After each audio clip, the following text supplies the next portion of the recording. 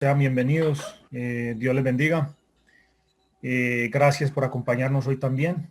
Esta es la segunda parte de nuestro curso seminario Panorama Bíblico. Esta es la introducción a los estudios bíblicos brindada por la Escuela de Alejandría.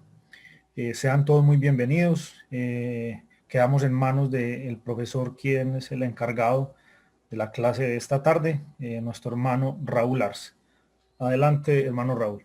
Bienvenidos a esta segunda parte de nuestro seminario intensivo, ¿verdad? Que estamos dando con todo el gusto de manera gratuita en la Escuela de Alejandría, que se llama Panorama Bíblico. El día de ayer nosotros comenzamos a mirar el primer tema, que es la lengua, la historia, la cultura y el contexto de lo que es el entorno bíblico. Es decir,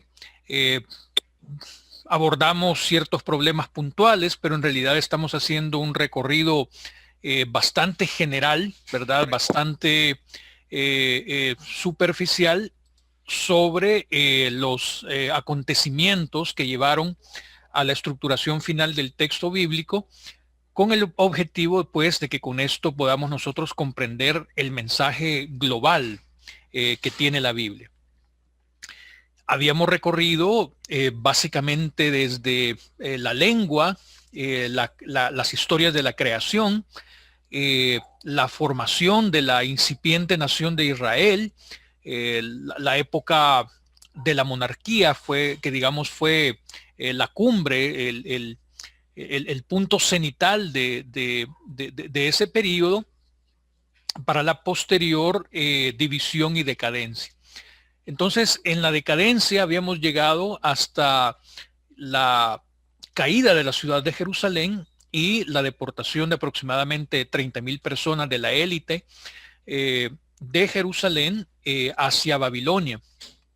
El libro de Lamentaciones, en el capítulo 5, versos del 15 al 18, nos recuerda diciendo: en nuestro corazón ya no hay gozo, la alegría de nuestra danza se convirtió en tristeza, nuestra cabeza se ha quedado sin corona, ay de nosotros, hemos pecado. El asunto importante de esta parte en que nos hemos quedado es que es precisamente ahí donde comienza la gestación desde el punto de vista histórico-cultural de lo que después nosotros conoceríamos como Nuevo Testamento. Y en eso es importante recapitular el influjo, el legado del pueblo judío precisamente en el Nuevo Testamento. Y es prudente entonces comenzar por el destierro a Babilonia, aunque podemos distinguir, por supuesto, las cuatro etapas de ese periodo en el exilio: la época persa, la griega y la romana, como lo miramos el día de ayer. Bien, retomando, en ese sentido, se forman tres grupos, como lo veíamos ayer: los que permanecieron en Israel, los deportados a Babilonia, y los que huyen precisamente a la tierra de Egipto. Veíamos aspectos generales de cada uno de los tres grupos, pero en realidad esos 48 años fueron años muy fecundos, ¿verdad? Donde el judaísmo del siglo I, es decir, la época de Jesús, vivirá en gran parte de ideas precisamente que surgen durante este medio siglo, es decir, el destierro en Babilonia.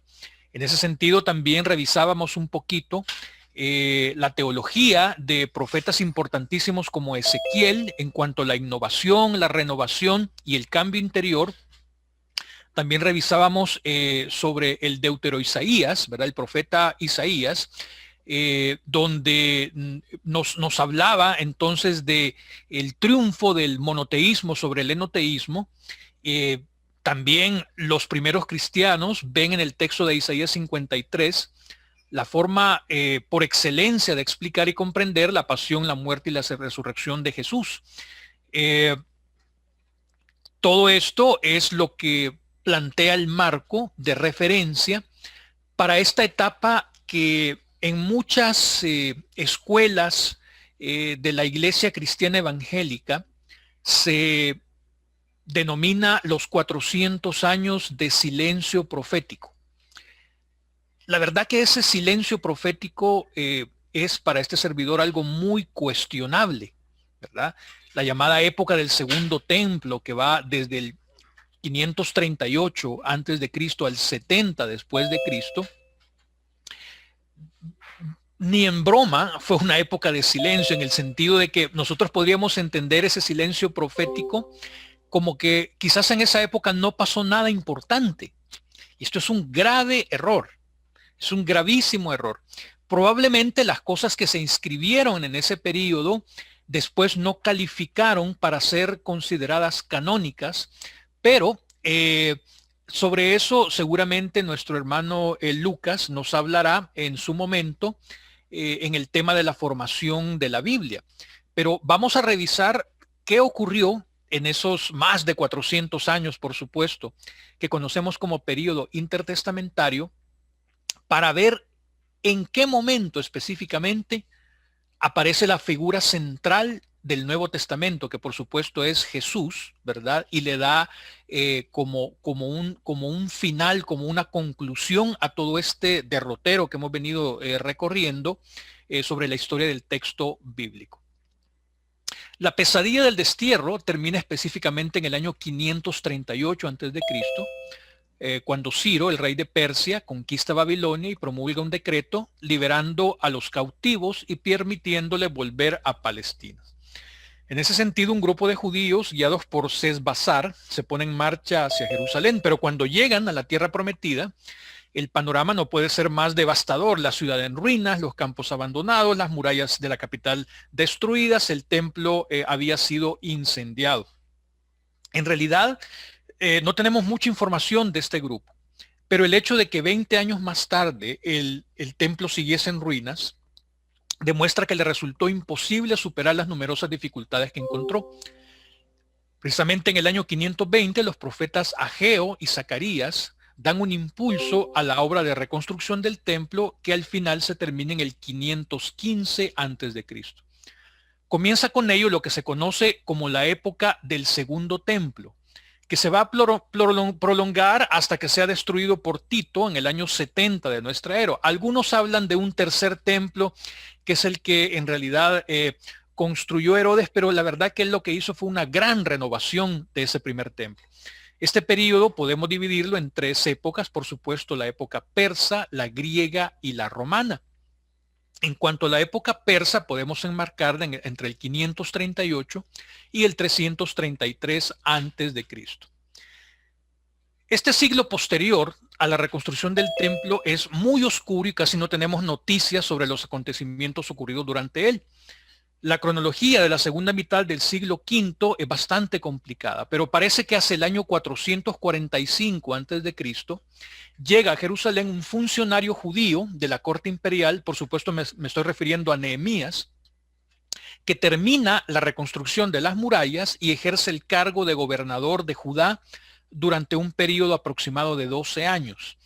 Entre otras medidas, disuelve los matrimonios mixtos, traslada a la capital gran parte de la población campesina, se preocupa de que se ofrezcan los sacrificios del templo y lleva a cabo una reforma social con un decreto de remisión de deudas. Al cabo de 12 años, él vuelve a Susa, la capital del imperio persa, y en Jerusalén reaparecen los problemas religiosos y sociales. De hecho, algunos historiadores piensan que la vuelta de Nehemías a Susa estuvo motivada por su conciencia de la necesidad de una profunda renovación religiosa, cosa que caía fuera de la competencia de Nehemías. Y él busca la persona adecuada y la encuentra precisamente en Esdras, el escriba de la ley del Dios del cielo, como se le conoce, que llevó a cabo la misión de reforma religiosa hacia el año 428 a.C., durante el segundo periodo de la administración de Nehemías. Aquí surge una idea, y es la idea de la raza santa, que no se puede contaminar casándose con personas de otros pueblos. Arraiga en esta época con toda fuerza por impulso precisamente de este dúo dinámico de Esdras y Nehemías. Anteriormente, como lo confirman las tradiciones sobre José, Moisés, David, Salomón, etc., el matrimonio con mujeres extranjeras era algo normal. que no despertaba sospechas ni tampoco críticas. Pero más tarde los autores deuteronomistas consideraron estos matrimonios mixtos causa de la idolatría, ya que las mujeres extranjeras incitaban a sus maridos e hijos a dar culto a los dioses paganos. Como remedio radical contra lo que se considera un tremendo pecado, Esdras y Nehemías disuelven los matrimonios mixtos e inculcan la idea de que la raza santa no se puede contaminar con otros pueblos. Y así surge precisamente este concepto, y esto por supuesto en el libro de Esdras, capítulo 9, versos 1 y 2, está perfectamente establecido. Consideran abominables las razas de los cananeos, hititas, fereceos, jebuseos, amonitas, moabitas, egipcios y amorreos. Es un grave pecado y una gran infidelidad mezclar la raza santa con esta raza. ¿Por qué está surgiendo todo esto? Esto surge como una renovación de la identidad nacional que había quedado completamente humillada por ese destierro a Babilonia. De esta decisión tan importante que marcará la historia posterior del pueblo judío, importante dato, tenemos dos versiones distintas. En el libro de Nehemías, el punto de partida lo constituye la ley del Deuteronomio. Cuando dice Deuteronomio 23, verso 4, que en la asamblea de Yahvé no se admiten amonitas ni moabitas. Pero poco después el gobernador Nehemías le hace también extensiva a las mujeres de Asdod y termina formulando el principio general: que no volvamos a enterarnos de que cometáis la infamia de ofender a nuestro Dios casándoos con extranjeras. Por consiguiente, parece que las medidas se fueron endureciendo paulatinamente. Y esto dio un paso, obviamente, de la santidad a la xenofobia. Como es lógico, esto se prestaba a crear un sentimiento xenofóbico, porque el libro de Jonás también refleja este punto en el sentido de que muestra que los paganos estaban más dispuestos a arrepentirse que la misma raza santa. Es decir, Jonás hace una crítica hacia el exceso que se había convertido de la santidad a la xenofobia de parte de Esdras y Nehemías. Hubo también otra reacción a favor de los paganos: admitirlos a formar parte del pueblo judío mediante la conversión. Estoy refiriendo al caso de los prosélitos. Esta posibilidad siempre estuvo presente en el pasado, pero ahora, cuando los judíos se encuentran dispersos por países tan distintos, la idea adquiere una fuerza especial. Algunos no debían de ser muy partidarios de esta apertura, creando en el prosélito pagano la idea de que Yahvé me excluirá de su pueblo, es decir, como metiendo miedo. Pero el profeta responde afirmando lo contrario. En Isaías 56 dice: a los extranjeros que se hayan dado a Yahvé para servirlo, para amar a Yahvé, ser sus servidores, que guarden el sábado sin profanarlo y perseveren en mi alianza, los traeré a mi monte santo, aceptaré sobre mi altar sus holocaustos y sacrificios, porque a mi casa la llamarán todos los pueblos casa de oración. Y en este punto se comienza a entrever la universalidad del mensaje de la Biblia, de lo que después se constituiría en la Biblia. Surge así una actividad misionera que adquirirá grandes proporciones en los períodos helenístico y romano. Es decir, esa capacidad misionera de los apóstoles no era algo que surgió de la noche a la mañana, sino que desde casi 600 años antes se venía fraguando, ¿verdad? Se venía fraguando en el ADN del pueblo judío. Otro signo de identidad estará en la observancia de la ley. En la mentalidad de los dirigentes religiosos del pueblo, Israel debe atenerse siempre a la voluntad de Dios y cumplir sus deseos. Esa voluntad de Dios la transmitían antiguamente los profetas, a los que, dicho sea de paso, el pueblo y las autoridades no prestaban demasiada atención en esta época. Es decir, eran vistos de una manera despectiva también.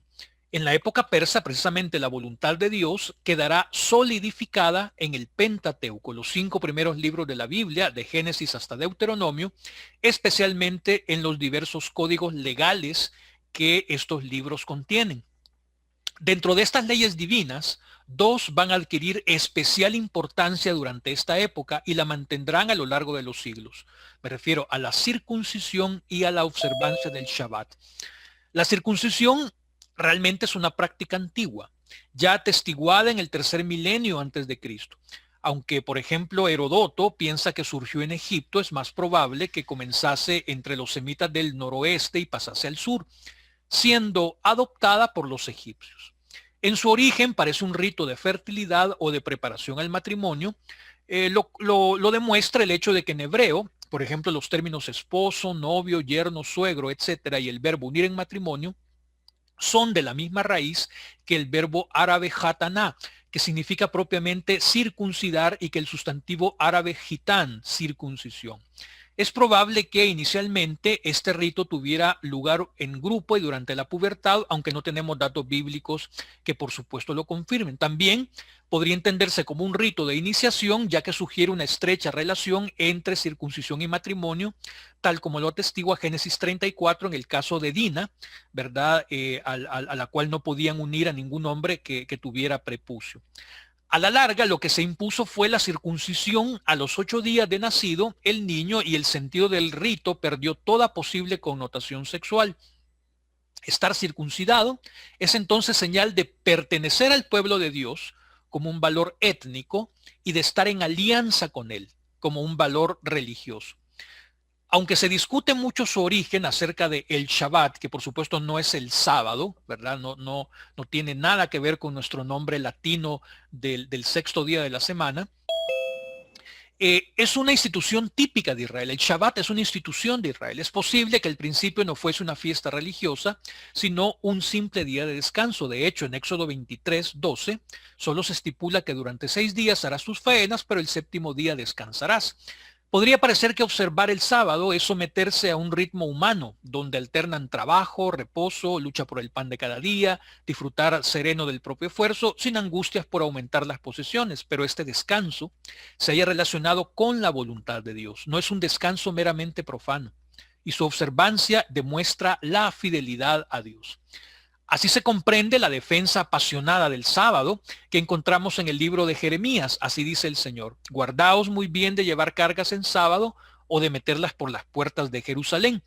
No saquéis cargas de vuestras casas en sábado, ni hagáis trabajo alguno. Santificad el sábado como mandé a vuestros padres. Valga la aclaración que, si bien es cierto, muchas traducciones dejan ahí la palabra sábado, sería como mejor o válido transliterar los Shabbat, ¿verdad? Porque no se refiere al día de la semana de nuestro calendario, ¿verdad? El día que está antes del domingo y después del viernes, sino que se refiere a un día probablemente muy diferente en su concepción original. La exigencia es tan grave que, de no cumplirse, acarreará la destrucción de Jerusalén. En esta línea se orientan las serias medidas adoptadas por Nehemías con los que no observan este día de descanso. Es válido, antes de pasar a la época griega, hacer un paréntesis en cuanto a la cultura y el contexto. Porque si bien es cierto, la época persa fue importante y fue de bastante beneficio para la incipiente y renovada nación hebrea, ¿verdad? Digamos que culturalmente, además del uso de las grafías arameas para escribir el idioma, no tuvo una impregnancia, digámoslo así, en cuanto a la cultura o la manera de vivir, como sí lo tuvo la cultura griega. La cultura griega realmente hizo muchísimo daño a la cultura oriental hebrea, que es específicamente el origen de todo esto que estamos estudiando. Por eso es válido hacer un paréntesis y aclarar ciertos puntos importantes. En el mundo pasado y presente también, hay dos tipos principales de culturas: la cultura oriental, como la cultura hebrea, que se parece mucho a la cultura oriental de hoy en día, como las culturas del lejano oriente, me refiero a China, Japón, Corea y esos lugares, y la cultura occidental, griega, como hoy día en Europa y América. Ambas culturas ven su entorno, las vidas y el propósito de maneras que parecerían extrañas las unas a las otras. Por ejemplo, los antiguos hebreos eran de pensamiento oriental, más estrechamente relacionados con los orientales de hoy en día que con occidentales o incluso hebreos modernos del actual Estado de Israel, que han adoptado una cultura mucho más occidental. ¿Qué pasó con este pensamiento hebreo antiguo? ¿Qué le pasó a su cultura? Es la pregunta. Resulta que alrededor del año 800 antes de Cristo, la cultura griega surge en el norte. Esta nueva cultura comenzó a ver al mundo muy diferente a los hebreos. Alrededor del año 200 antes de Cristo, los griegos comenzaron a moverse hacia el sur, específicamente la región de Israel, causando una colisión entre la cultura griega y la cultura hebrea. Este fue un tiempo muy tumultuoso, pues las culturas son muy diferentes y terminaron chocando. Durante los siguientes 400 años, la batalla se desató hasta que finalmente la cultura griega ganó y prácticamente eliminó todos los rastros de la cultura hebrea antigua, algo muy grave para la comprensión del texto bíblico. En cambio, la cultura griega influyó en todas las culturas siguientes, incluyendo las culturas romanas y europeas, de las cuales, por supuesto, nuestra propia cultura latinoamericana e incluso la cultura hebrea moderna en el Israel de hoy en día son fuertemente influenciados por la cultura griega. Como occidentales del siglo XXI, con una fuerte influencia del pensamiento griego, leemos la Biblia hebrea como si fuera alguien del siglo XXI quien la hubiera escrito. Para entender la antigua cultura hebrea en la que se escribió la Biblia, debemos examinar algunas de las diferencias entre pensamiento hebreo y pensamiento griego. Hay muchas diferencias entre el pensamiento hebreo y griego, pero aquí vamos a limitar nuestro enfoque en las diferencias que afectan a la interpretación de las palabras, pues en resumidas cuentas, de eso se trata el estudio bíblico. El pensamiento griego, por ejemplo, ve el mundo a través de la mente. Y a eso nosotros le conocemos como pensamiento abstracto o pensamiento fraccionado. En cambio, el pensamiento hebreo antiguo ve el mundo a través de los sentidos. Y a eso se le conoce como pensamiento concreto o pensamiento directo.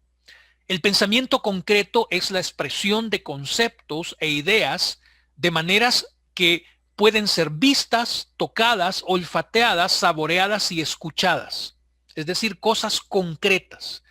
La abstracción es muy diferente porque tiene que ver sobre mis ideas acerca de que si ese verde en realidad es la combinación de otros colores y entonces por qué eso llegó a ser, o sea, esa es la abstracción griega. De repente como pareciera más erudita, pareciera más colegiada, más autorizada para hacer las cosas, pero resulta que a lo largo de ese pensamiento helenístico pueden haber muchas confusiones, de las cuales se desprende el pensamiento hebreo por ser directo y concreto hacia los términos. Y hablando de términos, el estudio de la Biblia se resume en la comprensión exacta de los términos que se utilizan para transmitir las ideas. Tal como veremos a continuación, desde que Alejandro Magno conquista Palestina, Judá estuvo sometida a monarcas helenistas, es decir, con pensamiento, con mentalidad, con cultura griega. Primero los Ptolomeos de Egipto, del 314 al 198 a.C., y luego los Seleucidas, del 197 al 142. Pero los judíos están ya dispersos por todo el mundo en esa época. En Babilonia, en Egipto, en Asia Menor, en Grecia, en Roma, existen comunidades judías muy florecientes. El influjo del helenismo será muy distinto según cada uno de estos lugares. La helenización es menor en Palestina, mientras alcanza su cuota más alta, por ejemplo, en ciudades como Alejandría. La helenización de los judíos consiste en la sustitución del hebreo y arameo por el griego, por ejemplo, en la adopción de nombres propios griegos, en la aparición de una literatura y filosofía judeo-helenista y en cierta desviación religiosa y sincretismo, tal como se advierte en las instituciones legales y también en la parte del arte. Lo primero es la lengua. En Palestina, de 168 inscripciones funerarias de esta época, 114 están solamente en griego. Se han encontrado papiros griegos en Qumran también, cartas en griego de los dirigentes de la rebelión de Bar Kokhba, entre 2.500 y 3.000 palabras griegas en el cuerpo talmúdico también. El rabino Simeón ben Gamaliel decía que el griego era la única lengua a la que podía ser traducida perfectamente la Torá. Imagínese usted el cambio de mentalidad de una lengua que ellos querían considerar primero pura, santa, sin mancha, ¿verdad? Ya había un cambio de mente incluso en los dirigentes, en los rabinos. El griego no solo lo usaba, por supuesto, la clase alta. El historiador Flavio Josefo dice que lo hablaban incluso los esclavos, pero su conocimiento no debía ser muy perfecto. En Alejandría, a partir del siglo III y hasta el año 400 de nuestra era, todos los papiros, excepto uno, el papiro Nash, están en griego. Excepto el papiro Nash, que está en hebreo, todos los demás están en griego. De 116 inscripciones judías en Egipto, solo 5 están en hebreo. En Roma, de 534 inscripciones, solo 5 están en hebreo o arameo. Como se consideraba inspirada la traducción de los 70, no era preciso entonces aprender el hebreo. Imagínense cómo empieza la influencia helenística. Algo que podemos también notar es el nombre de las personas. En Palestina es menor este uso, pero incluso entre los rabinos encontramos nombres como Ptolomeo, Alejandro, Antígono, Símaco, Teodosio. En Egipto, 3/4 partes de los nombres son de origen griego. En Roma, la mitad son de origen latino, una tercera parte de origen griego y solo la sexta parte derivan del hebreo o el arameo. En cuanto a la educación, el sumo sacerdote Jasón del 175 al 173 antes de Cristo creó en Jerusalén un gimnasio y un centro juvenil, es decir, establecimientos propios de la cultura helenística. En el siglo I después de Cristo, el rabino Gamaliel tenía 500 alumnos que estudiaban la sabiduría griega junto a otros 500 que estudiaban la Torá. En Egipto, las únicas escuelas que se conocen con contenidos judíos son las escuelas del sábado, o sea, del Shabbat, dirigidas a adultos. Los judíos luchaban porque sus hijos en edad de estudiar lo hiciesen en gimnasios griegos, y parece que lo consiguieron hasta que el emperador Claudio los excluyó en el 41 después de Cristo. También se advierte en Egipto el interés por las representaciones teatrales. Herodes construye en Jerusalén un teatro, un anfiteatro, un hipódromo. Agripa I, uno de los sucesores, construyó un teatro y un anfiteatro en Berito y asistía a las representaciones en Cesarea. En cuanto a la literatura y la filosofía, pues el influjo helenístico se advierte en los libros de Judith, Tobías, el Testamento de José, sobre todo en la introducción de motivos eróticos. El influjo literario puede ir acompañado de contenidos estrictamente judíos, pero es muy interesante la actitud de Flavio Josefo cuando escribe su historia de los judíos. En los primeros libros sigue el relato de la Biblia, pero representa a los protagonistas con rasgos típicos de la cultura griega.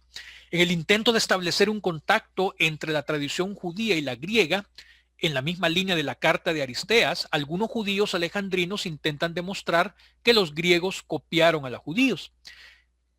El libro tercero de los oráculos civilinos del mediados del siglo II antes de Cristo afirma que Homero copió a la Sibila. Aristóbulo del siglo II antes de Cristo afirma que Homero, Hesiodo, Pitágoras, Sócrates y Platón conocían una traducción de la Torá hecha antes de que los persas conquistaran Egipto.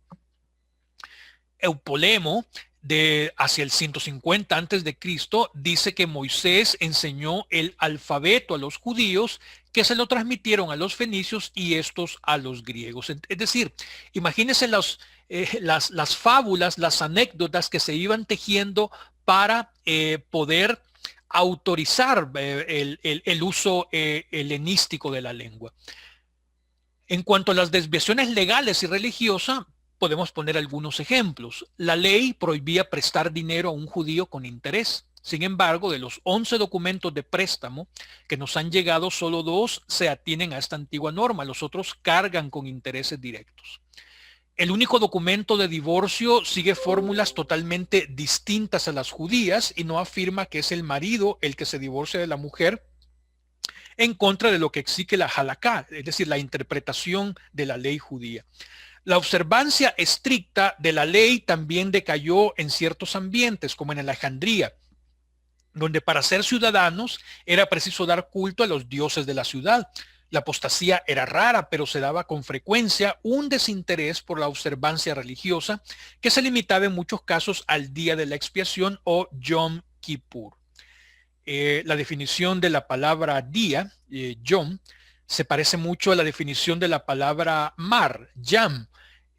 un mar, puede ser un lago muy pequeño o un mar tan grande como el océano Atlántico o Pacífico, por ejemplo. Es decir, es un periodo de tiempo. Solamente hago esa aclaración porque se me vino a la memoria la pregunta del día de ayer. En contra de las normas bíblicas y rabínicas que prohíben las representaciones de animales, se difunde el arte pagano y sincretista en sinagogas de Palestina y de la diáspora, especialmente en Dura Europos y en Mesopotamia. Evidencia de elementos paganos también las tenemos en el uso de encantamientos y de amuletos apotropaicos. En cuanto a la Septuaginta, es decir, la traducción al griego de la Biblia hebrea, este contexto cultural con la gran difusión del griego explica uno de los fenómenos más importantes de la época helenística, la traducción de los escritos sagrados judíos a dicha lengua. En Egipto florecía una importante colonia judía de lengua griega y pensando en ella se realizó en Alejandría la traducción conocida como los 70. Esta denominación se basa en una tradición legendaria contenida en la carta de Aristeas a Filócrates. Según este escrito de época discutida, el bibliotecario de Alejandría pidió unos ejemplares de la ley judía y el sumo sacerdote de Jerusalén le envió a Egipto 72 traductores de cada tribu. Lo único seguro es que a principios del siglo III a.C. se llevó a cabo una traducción griega del Pentateuco. Actualmente, cuando hablamos de los 70, nos referimos a todas las traducciones de textos bíblicos al griego realizadas precisamente entre los años 300 y 130 después de Cristo. 300 antes de Cristo y 130 después de Cristo. La traducción varía mucho en exactitud y estilo. Posteriormente se efectuaron otras traducciones al griego para corregir los fallos de los 70. Surgieron así las de Aquila, Símaco y Teodosión, pero de esto les va a hablar seguramente mi hermano Lucas Peláez en su intervención. Aquí termina entonces el paréntesis en cuanto al contexto cultural, ¿verdad?, de esta época, para pasar entonces con toda propiedad a ver qué sucedió en la época griega, del 333 al 63 antes de Cristo. Como ya vimos, el helenismo es un concepto difícil de definir. Como periodo histórico, por ejemplo, para algunos autores abarca desde la conquista de Alejandro hasta la conquista de Egipto por Roma. El año 30 antes de Cristo, es decir, los 300 últimos años antes de la era cristiana. Para otros, el periodo helenístico termina cuando Justiniano manda cerrar la famosa escuela filosófica de Atenas en el año 529. Sin embargo, ese aspecto es lo menos importante porque cuando se habla de helenismo nos referimos a un complejo fenómeno con aspectos políticos, sociales, culturales, como la lengua, la filosofía, el arte y la religión, que ya vimos en el paréntesis. Quizás el fenómeno más importante de todos los que hemos repasado es la difusión del griego. Se convierte en la lengua de la aristocracia, de la administración y el comercio, aunque los campesinos y los sacerdotes nativos mantuvieron de alguna manera vivas sus lenguas. Es decir, creer que el hebreo puro, no estoy hablando del arameo, estoy hablando del hebreo puro, desapareció en algún momento es una falacia, ¿verdad? Por ejemplo, en las sinagogas cuando se iba a leer la Torá se leía en hebreo, no en arameo y mucho menos en griego. Eso es muy importante. Autores egipcios, babilonios y judías escribieron sus historias en griego como Maneto, Beroso, Flavio Josefo, etc. Desde que Alejandro Magno conquista Palestina, Judá estuvo sometida a monarcas helenísticas, como ya vamos a ver en el detalle. Alejandro Magno había integrado en un conjunto político y administrativo único a Macedonia, por supuesto, su patria, a Grecia, la totalidad del inmenso imperio persa y una parte de la India, hasta donde llegó el imperio de Alejandro Magno. Era difícil para un solo hombre reinar sobre un mundo diverso y complejo de semejante amplitud.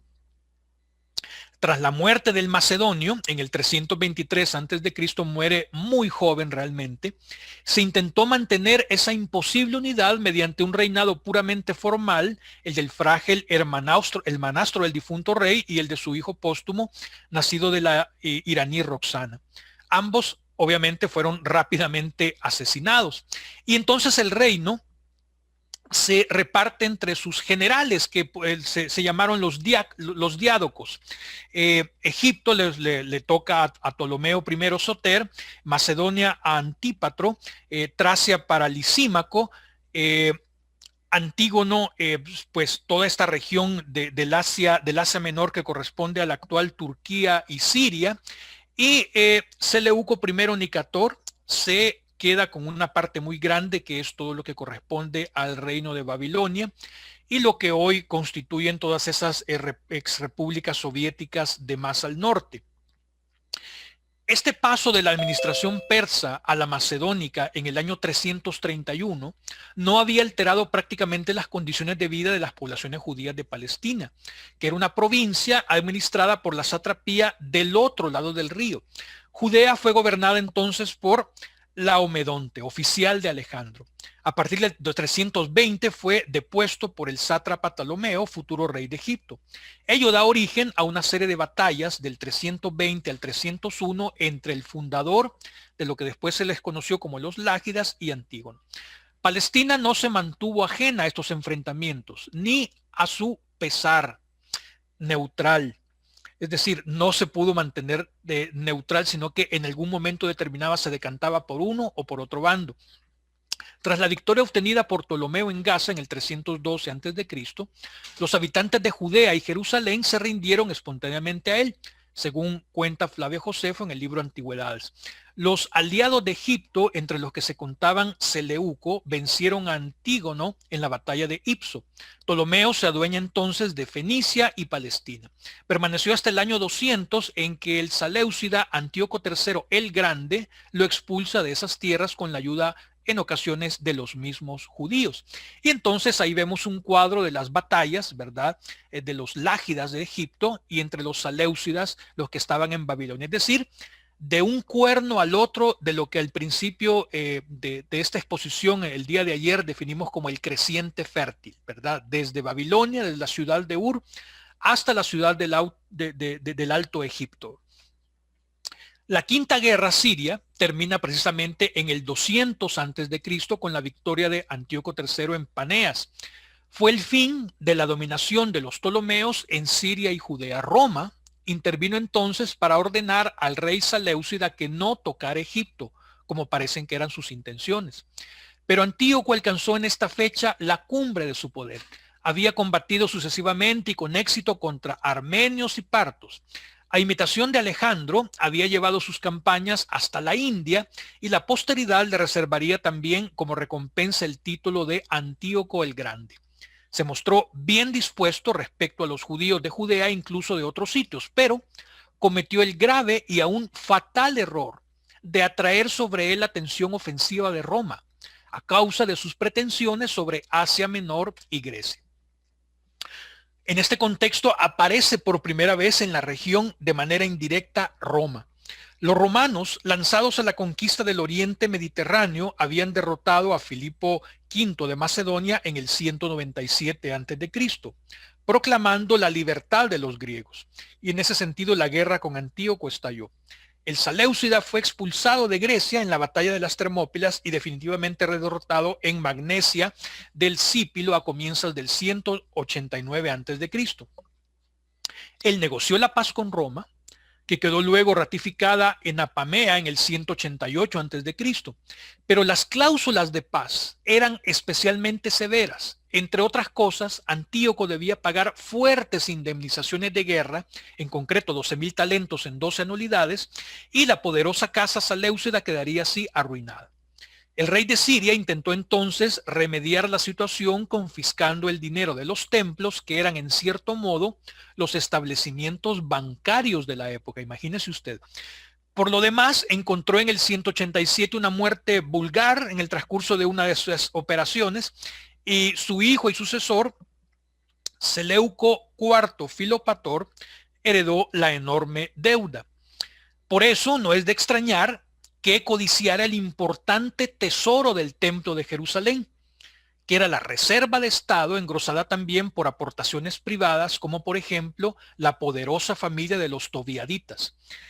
Seleuco envió a su canciller Heliodoro a Jerusalén para apoderarse de los fondos en depósito con la complicidad de Simón, alto funcionario del templo, pero Heliodoro no pudo cometer su fechoría, puesto que ciertas fuerzas que la tradición judía presentara como milagrosas en el libro segundo de Macabeos, se le opusieron y lo expulsaron del santuario, volviendo a Siria con las manos vacías. En el 176 asesinará a Seleuco IV con la probable intención de usurpar el poder. Comienza aquí la lucha de poderes. Pero en ese sentido aparece este nefasto personaje, Antíoco IV Epífanes, hermano del difunto rey. Hizo lo posible para salvar la dinastía y se proclamó inmediatamente rey con la aquiescencia de Roma, es decir, con el beneplácito de Roma. Antíoco IV se esforzó en restaurar el poderío del reino Seleucida. Solamente él fundó más ciudades que todos sus predecesores juntos y se convirtió en el adalid de una inmensa helenización por lo que a Jerusalén se refiere. Intentó proseguir la política expansionista de su padre, Antíoco III, pero a diferencia de este, tuvo mayor cuidado en mantener buenas relaciones con Roma y sus aliados en Asia Menor. Su objetivo inmediato fue controlar Egipto, cuya influencia y poder estaban en franca decadencia. Así nace la Sexta Guerra Siria, del 170 al 168 a.C., cuyos orígenes y pormenores son bastante mal conocidos. Ese mismo año, Antíoco IV se hizo prácticamente dueño de Egipto, a excepción de la importantísima ciudad de Alejandría. Luego, tuvo fuertes reveses políticos con Roma precisamente por esta causa. Mientras esto sucedía en Egipto, Antíoco IV tuvo problemas con los judíos, precisamente en Judea. La situación político-social de Jerusalén era entonces como el de una guerra civil latente, preparada desde bastante atrás por la división en capas sociales creadas por las profundas divisiones entre partidarios o adversarios más o menos pronunciados, adivine de qué, de la helenización de la cultura. Antíoco IV, entonces, cuya muerte había sido falsamente anunciada, interviene para restablecer el orden. Estaba interesado en eliminar todo foco de disturbios y se entregó a una represión sistemática sin precedentes contra los judíos y por último declaró en el 167 a.C. la abolición pura y simple de la religión judía. Recapitulando un poco, este periodo abarca desde la conquista de Palestina por Alejandro Magno hasta la conquista de Jerusalén por Pompeyo, donde empieza específicamente la época romana. El imperio de Alejandro se dividió a su muerte en 4 partes. Las que afectan a los judíos son Egipto, gobernado por los Ptolomeos, y Siria, dominada por los Seleucidas. Palestina, dada su excelente posición estratégica y comercial, será víctima de las envidias y luchas entre estas familias por poseerla. Durante el siglo III dominan los Ptolomeos y durante el segundo los Seleucidas. Precisamente contra estos últimos tendrá lugar el gran levantamiento de los Macabeos. Aunque al principio las relaciones con los sirios fueron buenas, la situación cambió en el 175 a.C. cuando subió al trono Antíoco IV Epífanes, como ya vimos. Este rey, gran entusiasta de la cultura griega, se propondrá como meta la helenización de su reino. Este hecho, que irá acompañado de una política religiosa represiva y del despojo continuo de los tesoros para subvencionar sus guerras, hará que los judíos se le enfrenten enérgicamente. Ya en el año 169, volviendo de una campaña contra Egipto, saqueó el templo de Jerusalén, apoderándose de los utensilios y vasos sagrados y arrancando incluso las láminas de oro de su fachada. Pero la gran crisis comenzará en el 167 a.C. cuando decide llevar a cabo la helenización de Jerusalén. El paso número 1 fue que su general Apolonio atacó al pueblo, degollando a muchos, esclavizando a otros, y la ciudad fue saqueada y parcialmente destruida, igual que las murallas. Pero viendo que la resistencia de los judíos se basaba sobre todo en sus convicciones religiosas, prohibió, como ya vimos, la práctica de esta religión en todas sus manifestaciones. Fueron suspendidos los sacrificios regulares, la observancia del sábado y de las fiestas, mandó destruir las copias de la ley y prohibió circuncidar a los niños.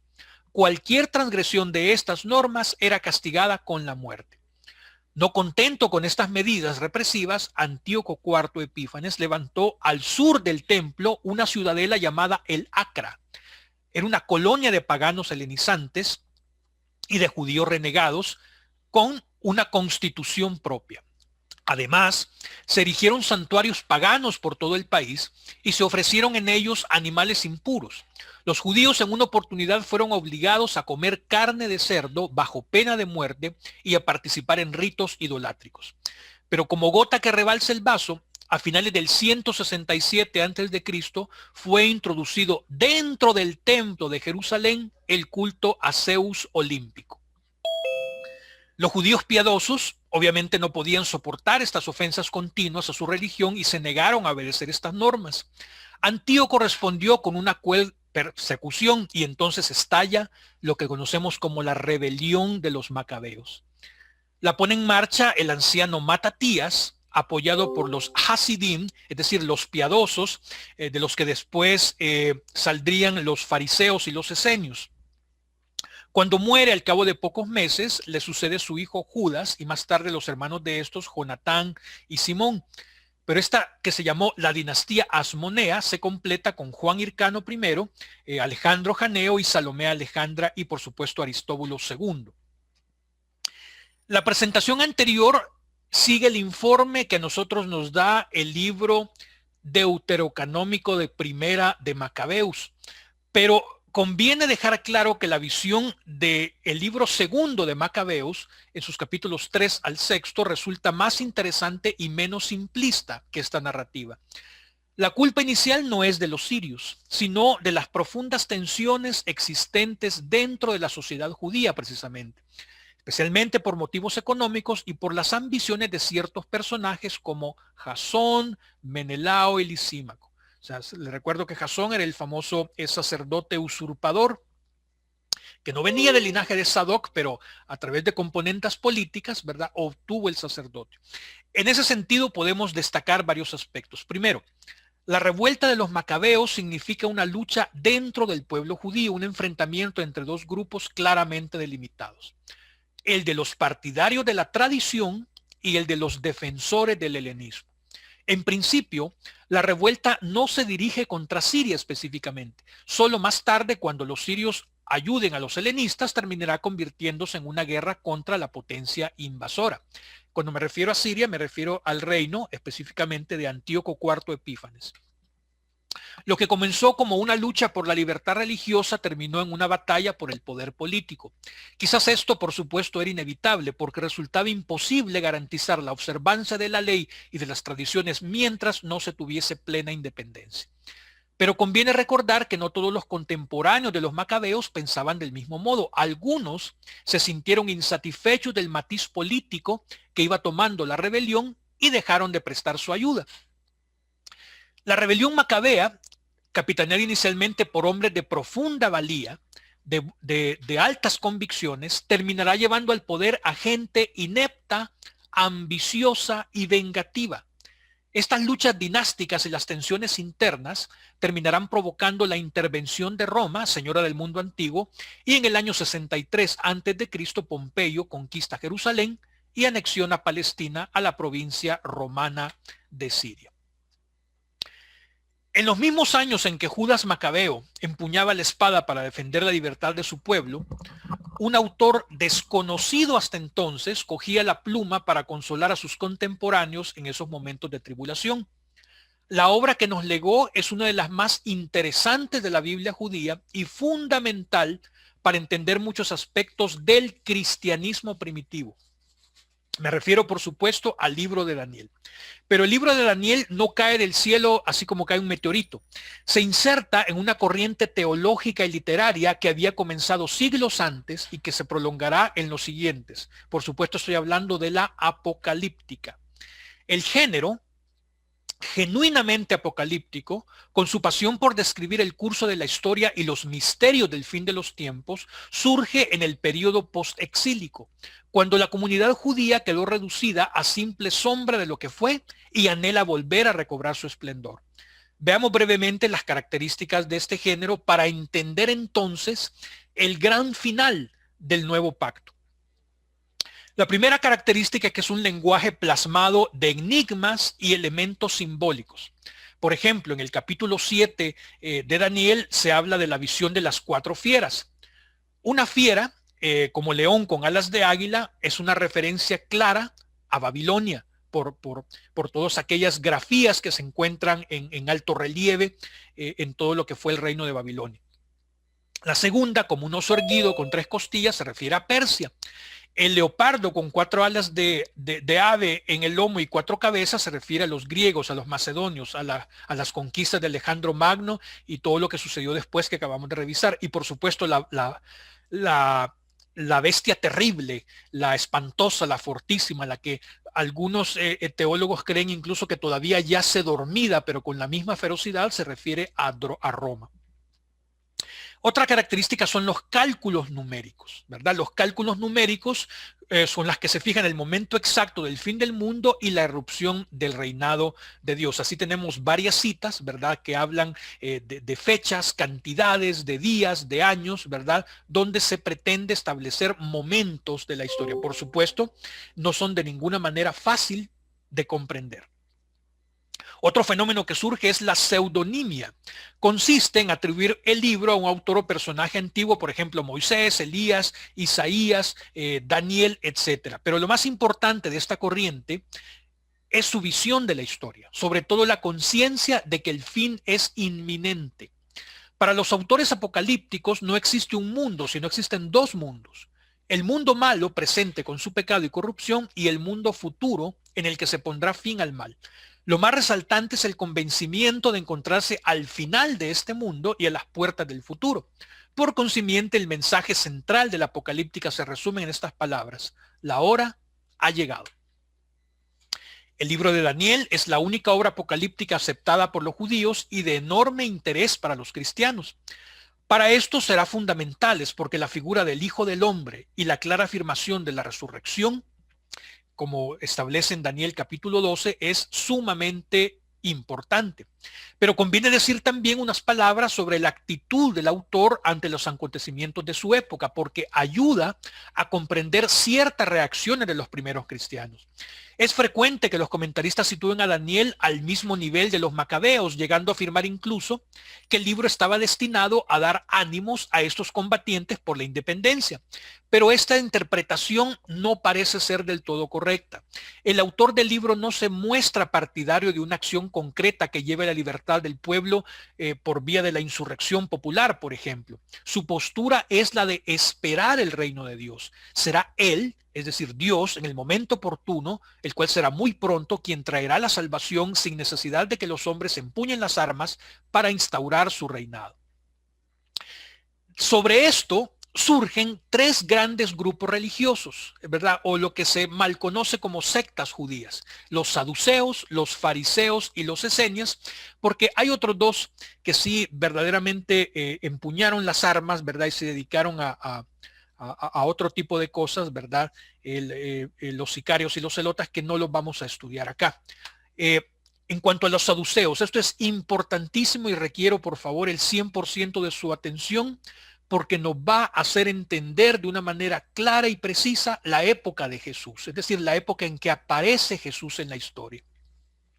El grupo estaba compuesto en gran parte por sacerdotes, pero también lo integraban gente común o seglares. Su rasgo más destacado es que pertenecían a la aristocracia. Flavio Josefo insiste sobre ello en Antigüedades, capítulo 8, dice: cuentan sobre todo con los ricos, no tienen al pueblo en su parte. Esta doctrina es profesada por pocos, pero estos son hombres de posición elevada. Para entender por qué la aristocracia se adhirió a la tendencia saducea, debemos recordar que la clase sacerdotal alta tenía a su cargo la dirección de los asuntos políticos. Quien pretendía conseguir unos objetivos políticos en el mundo de aquella época no tenía más remedio que mostrarse favorable en mayor o menor grado hacia el helenismo, es decir, hacia la potencia de turno. Es comprensible, por consiguiente, que fueran aquellos círculos en los que encontrara Antíoco Epífanes la más fácil aceptación. Los saduceos solo reconocían como vinculante a la Torá escrita, es decir, a la ley, el Pentateuco. Los saduceos solo reconocían como vinculante la Torá escrita y rechazaban las tradiciones de los antepasados, es decir, la interpretación de la ley que se había ido transmitiendo durante siglos. Es posible que solo considerasen el Pentateuco como texto canónico en sentido estricto, aunque otros piensan que también admitían los profetas y los escritos, es decir, el Ketubim, exceptuando por supuesto a Daniel y Esther porque se acababan de escribir. Como consecuencia de lo anterior, su visión religiosa era muy conservadora. Primero, negaban la resurrección de los cuerpos y cualquier tipo de supervivencia personal. Segundo, negaban la existencia de ángeles y de espíritus. Y tercero, afirmaban que el bien y el mal estaban al alcance de la elección del hombre y que éste puede hacer lo uno o lo otro a voluntad. En consecuencia, Dios no ejerce influjo alguno en las acciones humanas y es el hombre quien provoca su fortuna o bien su desgracia. Estas tres ideas suponían un choque fuerte con la mentalidad de los fariseos. En el campo de la legislación penal también eran muy severos. En cambio, no consideraban obligatorias las normas establecidas por los fariseos sobre pureza e impureza ritual. En cuanto a los fariseos, sí, si bien es cierto, quizás eran los más escandalosos. El término fariseo procede del arameo perishá, que tiene dos acepciones: explicar y separar. En el primer caso, fariseo significaría el intérprete y en el segundo, el separado. Este segundo sentido quizás es el más admitido y la pregunta surge: ¿de qué o de quién se separan los fariseos? Las fuentes tanaitas y amoraitas los presentan como separados del vulgo ignorante que no observa la ley. Un diccionario del Talmud, se conoce como el Aruch, define así al fariseo: uno que se separa de toda impureza y de cualquier alimento impuro, a diferencia del común del pueblo que no lo hace. En otros textos, la faceta de separación va unida a la de consagración a la ley. Separados se convierte entonces en sinónimo de santo. Los fariseos se consideran la verdadera comunidad de Israel, es decir, el verdadero Israel, por sus aspiraciones de pureza legal y observancia de la ley, y se esfuerzan por mantenerse separados del resto de la gente vulgar que no comparten sus aspiraciones. Se discute en qué momento comenzaron a existir los fariseos. Algunos investigadores lo remontan al siglo V a.C., a la época de Esdras. Otros, en mayor número, los colocan en el siglo II a.C., es decir, mucho más tarde. De hecho, a partir de mediados del siglo II a.C., el estudio histórico sobre el fariseísmo toca un terreno más firme, en gran parte gracias a las obras de Flavio Josefo. Según este autor, los fariseos existían ya hacia el año 150 a.C. En tiempos de Herodes el Grande no eran muy numerosos, tal vez unos 6,000 en número. Es opinión bastante admitida que fueron los fariseos quienes marcaron la teología y la espiritualidad del pueblo judío tras la destrucción del templo de Jerusalén en el año 70 ya de nuestra era. Los fariseos entonces constituyen un grupo heterogéneo de sacerdotes y laicos, gente influyente, gente humilde, personas cultas, personas simples, artesanos, que reivindican el derecho y el deber de ser santos. Dicho de otra forma, el derecho y el deber de cumplir las normas de pureza ritual que ciertos grupos, como los saduceos, restringían únicamente a la clase sacerdotal. Atención a las prescripciones de la pureza y pago minucioso del diezmo serán las características fundamentales del movimiento. Lógicamente, es difícil vivir estos ideales en medio de una sociedad que evita en lo posible el pago del diezmo y las complicaciones inherentes a la pureza, principalmente porque el diezmo se debía pagar a la secta rival, es decir, a los saduceos, que ostentaban entonces el poder sacerdotal. Por eso, aunque los fariseos no se retiran al desierto como los de Qumran o los terapeutas, buscan el apoyo de personas con los mismos ideales y forman comunidades con ellas. Pero no se trata de monasterios o conventos. Cada fariseo sigue haciendo su vida de familia en medio de sus conciudadanos, aunque eso sí, procurando no contaminarse con ninguna persona impura. Dentro de esta mentalidad había posturas, por supuesto, más rígidas y más flexibles. A comienzos de nuestra era, esas dos mentalidades estaban representadas por las escuelas del maestro Hillel, que era abierta, y Shammah, muy rígida. Las diferencias entre ellas eran a veces muy notables y comenzaban desde el mismo momento de admitir al candidato. Todas estaban de acuerdo en que era preciso un periodo de prueba. Pero los hilelitas lo reducían a un mes, mientras que los shamaitas lo alargaban a un año. En ese tiempo, el postulante debía dar prueba de su capacidad para observar las prescripciones rituales. Una vez terminado el periodo de prueba, el candidato se comprometía a observar los reglamentos de la comunidad sobre la pureza, sobre el diezmo, promesa que hacía ante un escriba. Celebraban una comida en común, especialmente el viernes por la tarde, al comienzo del descanso sabático. Las asociaciones fariseas intervenían a veces en público, por ejemplo, para dar el pésame o con motivo de acontecimientos gozosos, bodas, etc. Tenían su propia justicia interior, entre otras cosas, podían pronunciarse sobre la expulsión de un miembro. Otro aspecto esencial de los fariseos es su valoración de la ley oral, frente a los saduceos que no la admitían, solamente admitían la ley escrita. Los fariseos conceden también gran valor a las tradiciones de los antepasados. Se distinguen también de los saduceos por su creencia en la inmortalidad, es decir, en la resurrección. En cuanto a los esenios y la famosísima comunidad de Qumran, el movimiento esenio surge en Palestina a finales del siglo III o quizás comienzo del siglo II, antes de Cristo, antes de que estallase la crisis del helenismo. Las cosas marcharon bien durante años, pero hacia el 130 antes de Cristo se produce una grave crisis dentro del movimiento, no por motivos intelectuales o teológicos, sino de orden práctico.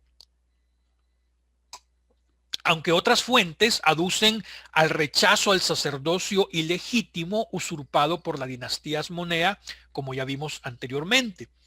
Un personaje al que los documentos de Qumran, por ejemplo, dan el título de maestro de justicia, basándose en una revelación personal de Dios, propone el uso de un nuevo calendario litúrgico e interpreta de forma distinta las prescripciones bíblicas relativas al templo, al culto y a la pureza de personas y cosas. Se le opone el mentiroso, partidario de mantener el calendario oficial, por supuesto ya helenizado, entre los judíos y las interpretaciones anteriores. A partir de ese instante se produce entonces una división. El maestro de justicia, al que se cree que es el fundador de la secta de Qumran, y su grupo se retiran precisamente a esa localidad, mientras el resto de los esenios siguen viviendo en las ciudades del país.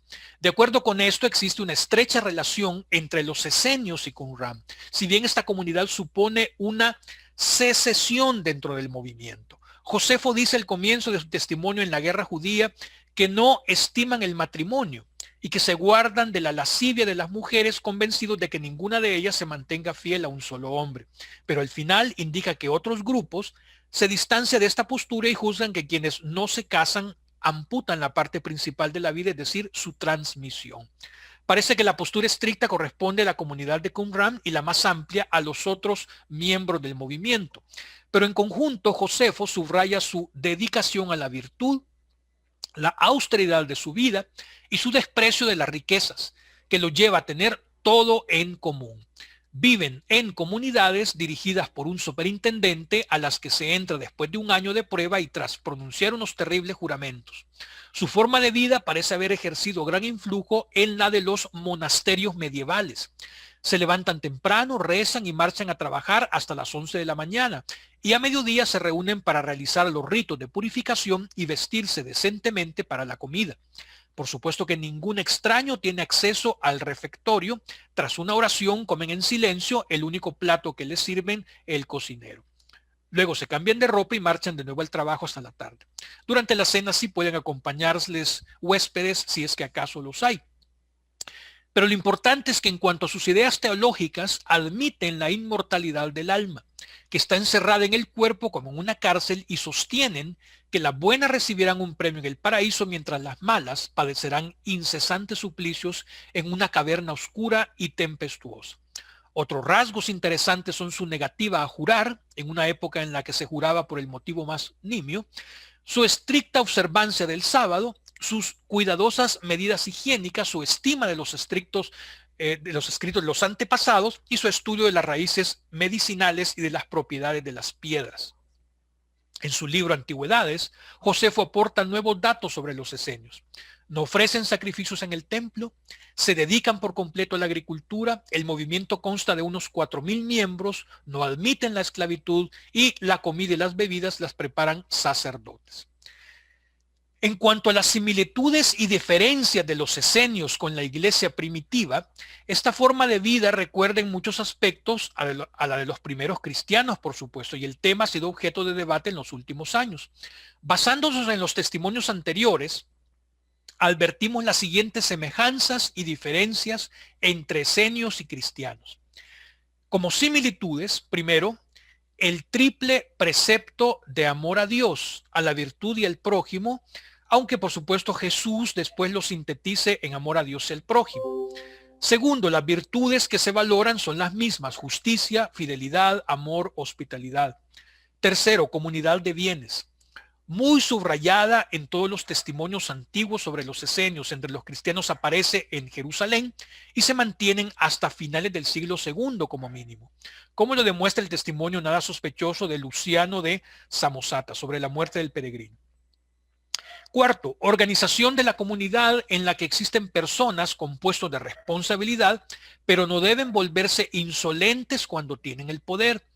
Quinto, creencia en la inmortalidad y en un premio y castigo después de la muerte. Y sexto, ausencia de juramentos y de sacrificios. En cuanto a las diferencias, la primera la tenemos ante el papel de la mujer. Lo que cuentan los evangelios es inconcebible entre los esenios. Jesús se hace acompañar por mujeres, dialoga con ellas en público, les encomienda órdenes para los discípulos después de la resurrección. Segundo, ante los niños. Filón, en su Apología de los Hebreos, escribe que entre los esenios no hay niños, ni siquiera adolescentes, tampoco jóvenes, porque el carácter de esta edad es inconsistente e inclinado a las novedades a causa de su falta de madurez. Hay, por el contrario, hombres maduros, cercanos ya a la vejez, no dominados ya por los cambios del cuerpo ni arrastrados por las pasiones, más bien en plena posesión de la verdad y única libertad. Aunque Filón exagere, este texto es fundamental para comprender la actitud de Jesús cuando dice que el que no se haga como un niño no entrará en el reino de los cielos. Ante el matrimonio, Jesús valora y vive el celibato, pero no lo propone como imprescindible para sus seguidores. Y ante la vida de comunidad entre los primeros cristianos no se da la vida monástica, que parece la más frecuente entre los esenios. La forma de incorporación es muy compleja entre estos. La prueba de los 2 años recuerda el noviciado de las congregaciones religiosas actuales, mientras que entre los primeros cristianos parece bastante sencilla. Tampoco encontramos entre los cristianos la división en 4 clases que existían entre los esenios. Faltan igualmente muchas de las prácticas rituales en los esenios, como vestir de blanco, baño con agua fría, normas de limpieza, estima de la piel seca, repugnancia al aceite, que era un uso tremendamente helenístico en esa época. La actitud ante los enemigos. Los esenios exigen a sus seguidores odiarlos, mientras que Jesús habla de amor y perdón. Parece probable que Jesús estimara a los esenios, pero que no estaba de acuerdo con su actitud ante la mujer, los niños, el matrimonio, los enemigos y su forma de vida demasiado ritualizada. La gran diferencia entre los cristianos y los esenios parece ser la que existe entre un grupo cerrado que busca la perfección al margen del mundo y la mentalidad abierta que intenta romper todas las barreras en la búsqueda de un padre común y de una fraternidad universal sin excluir a nadie por razón de sexo, edad o condición. Y con este marco pasamos a la época más cercana al tiempo de Jesús. Precisamente la época de Jesús en que Jesús aparece es la época romana, que va del año 63 antes de Cristo en adelante. Resulta como contexto que la rivalidad entre Hircano y Aristóbulo, 2 hermanos descendientes de los Macabeos de la dinastía Asmonea, que se disputan el poder, hará intervenir al general romano Scauro, residente en Damasco, apoyando a uno de ellos para garantizar el influjo de Roma sobre esa región. Poco después interviene el mismo Pompeyo, conquistando Jerusalén y entrando en el santuario del templo, cosa reservada al sumo sacerdote. Esto ocurre en el año 63 a.C. Nombra a Hircano como sumo sacerdote, decapita a sus principales enemigos y somete al país al tributo. Desde entonces se difunde un profundo sentimiento antirromano en gran parte del pueblo. Aparece el personaje antagónico por excelencia, Herodes I, llamado el Grande, como rey de Judea, Galilea, Samaria e Idumea en calidad de vasallo de Roma. desde el año 37 antes de Cristo al 4 después de Cristo. Ese largo periodo puede, por supuesto, dividirse en 3 fases. Del 37 al 27 la llamaremos la consolidación del poder. Durante este periodo se esforzó Herodes en liquidar físicamente a los miembros o partidarios de la Casa Real Asmonea, es decir, la dictadura anterior. Uno tras otro fueron desapareciendo. Por lo que al exterior se refiere, Herodes prestó atención a las ambiciones políticas de la reina de Egipto, Cleopatra. Tras la batalla de Farsalia, en que fue vencida por César, se convirtió en su amante. Cuando estalló la guerra civil entre Octavio y Antonio en el 32 a.C., este exigió a Herodes, a instancias de Cleopatra, que guerreara contra los nabateos. La reina de Egipto esperaba apoderarse de este modo de los 2 reinos beligerantes que quedarían debilitados por la guerra.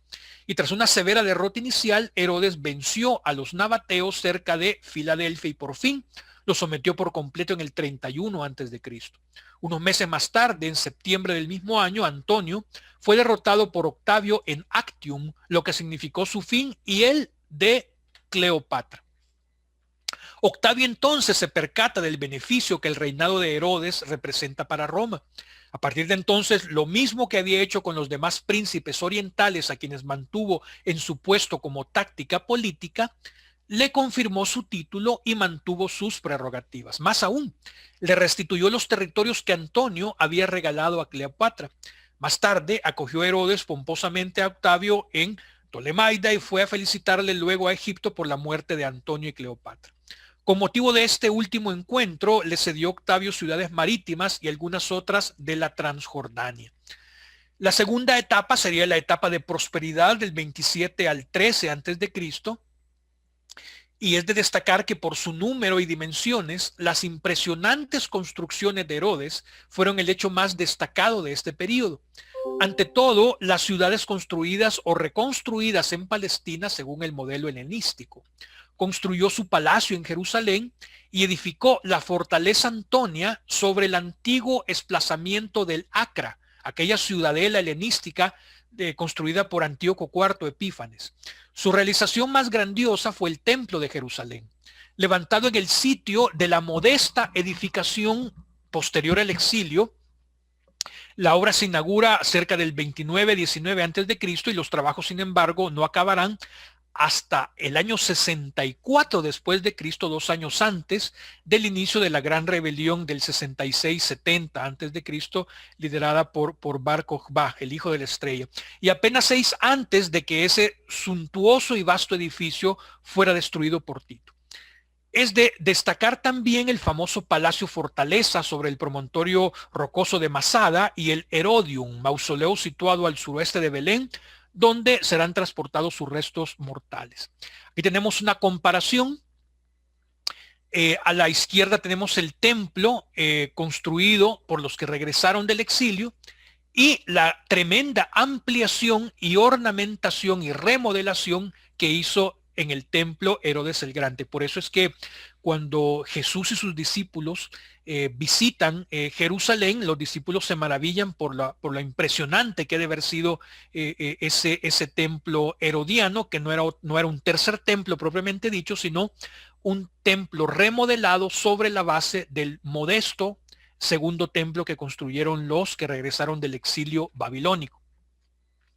Al actuar de este modo, Herodes aportaba una orgullosa pero seria contribución a la cultura helenística, contribución por lo demás terriblemente onerosa para el pueblo judío, que contra sus profundos deseos se veía en la obligación de financiarla con su esfuerzo. Se comprende así que, a pesar de sus admirables realizaciones, nunca fuera Herodes querido por el pueblo. En determinados círculos se le llegó a considerar incluso como un nuevo Antíoco Epífanes. Los fariseos, con los que al principio no tuvo fricción alguna, se le volvieron cada vez más hostiles. En lo que los saduceos respecta, la evolución fue distinta. Representando al partido pragmático, apoyaron a los asmoneos, en especial a Aristóbulo, durante su efímero reinado del 40 al 37 a.C. Pero cuando Herodes dominó la situación, hizo ejecutar a más de uno y reemplazó constantemente los altos funcionarios, sobre todo los sumos sacerdotes, reclutados ordinariamente de entre ellos, es decir, de entre los saduceos. Los despojó así de todo poder hasta convertirlos en serviles instrumentos suyos. Luego del 13 a.C. al 4 después de Cristo ocurre la época de la crisis doméstica. Los 10 últimos años de su reinado estuvieron marcados por multitud de conflictos familiares, cuya importancia política era tanto más acusada cuanto que los hijos del monarca se iban haciendo adultos, influyentes y ambiciosos. De Mariamné la Asmonea, que es ejecutada en el 29 a.C., tuvo Herodes 2 hijos, Alejandro y Aristóbulo. Herederos legítimos del reino, se les envió a Roma para recibir una educación propia de un príncipe. Pero llamados a la corte en el 18-17 a.C., no faltaron motivos para las disensiones entre ambos y su padre. Y su hermanastro, Herodes Antípatro, nacido del matrimonio de Herodes con su primera mujer, Doris, quizás una idumea, porque Herodes era idumeo específicamente de la región sur de Israel, constituía un serio rival para la sucesión del trono.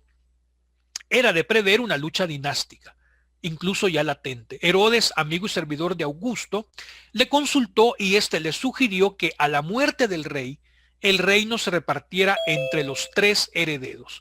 Pero a pesar de los repetidos intentos de conciliación, Herodes, obsesionado por la idea de una conspiración, hizo condenar y estrangular a Alejandro y Aristóbulo con el beneplácito de Roma, es decir, mató a sus propios hijos.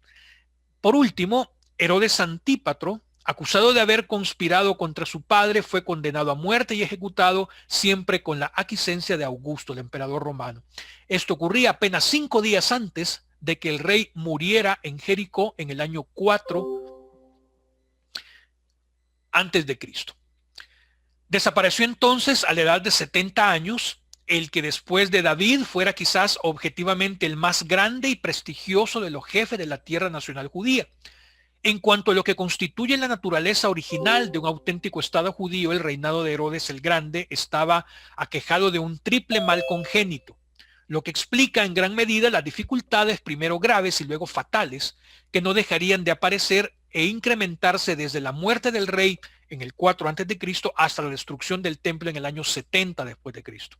En primer lugar, su origen idumeo, luego su manera helenística de vivir y gobernar, y por último, su constante dependencia respecto al poder de Roma. Es decir, después de todo, él era un títere de Roma.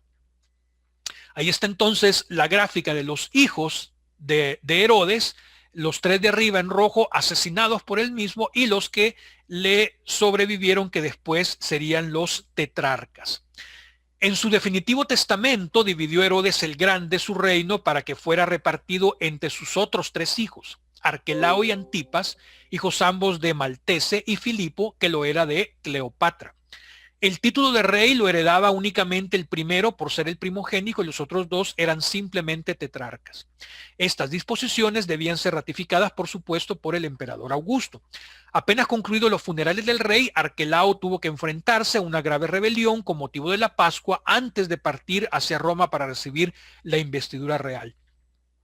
Por Pentecostés estallaron otros conflictos. Eran muchos los aspirantes al trono y este fue un periodo particularmente sangriento. Augusto ratificó el testamento de Herodes, pero negó a Arquelao el título de rey. Nombrado entonces etnarca, recibió Judea, Samaria e Idumea. Será después, enseguida, en el año 6, por los romanos con motivo de una queja común, será depuesto enseguida, quiero decir, en el año 6 por los romanos, por una queja común de judíos y samaritanos. Entonces su territorio fue confiado a un prefecto o procurador dependiente del gobernador de Siria. Tras haber sido depuesto su hermano Antipas, tomó el nombre dinástico de Herodes, Herodes Antipas. Gran constructor como su padre, aparece mencionado en Mateo capítulo 14, verso 4.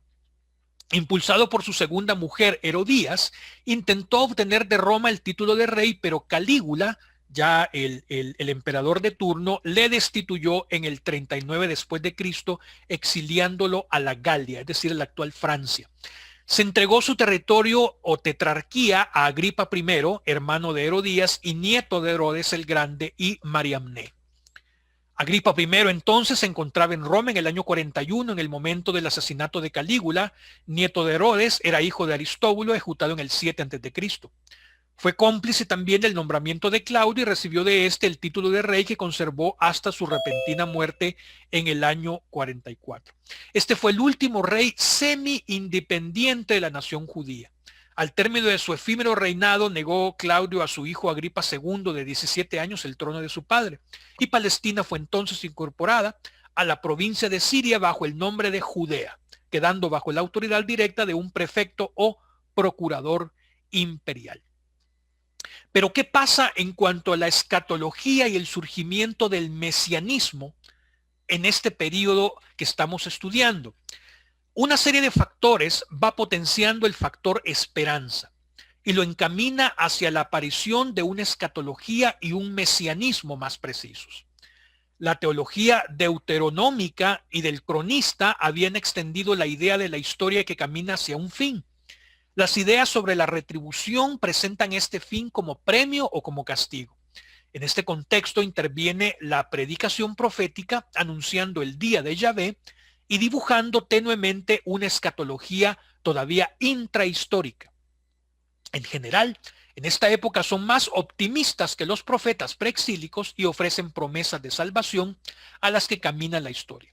El día de Yahvé es la concreción de la justicia de Dios ante la fidelidad o infidelidad de su pueblo. Si el pueblo es fiel, será día de castigo para los pueblos enemigos que ahora lo oprimen, y si es infiel, será día de castigo también para Israel, aunque Yahvé salvará un remanente.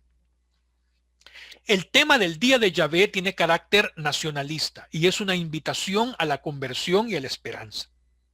Abdías anuncia el juicio divino contra Edom, el enemigo clásico de Judá desde el destierro. Joel describe el día de Yahvé, que es también un juicio contra las naciones opresoras. Malaquías afirma que Elías vendrá a preparar el día de Yahvé, que será día de juicio y de purificación. Isaías habla de un restablecimiento que pasa por la ruptura de un gran juicio, al que seguirá una nueva era de prosperidad y un reinado paradisíaco. Durante esta época se vivió cierta expectación viva en torno a Zorobabel durante la reconstrucción del templo, pero fue un fenómeno pasajero.